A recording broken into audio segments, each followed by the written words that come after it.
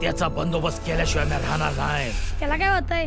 त्याचा देव बाप्पा आहे ना. माझ्या भावाची जबाबदारी उचलायला मी समर्थ आहे. खालीवर जीव जणू येडा पिसा उरला घडीचा ना भरवसा येरा लागून तू पाहू नको जीवाला घोर आता लावू नको झालो बेभान मनी उठलं थैमान तुझ्या फिरमाचा काळ जाते हिरवा मळा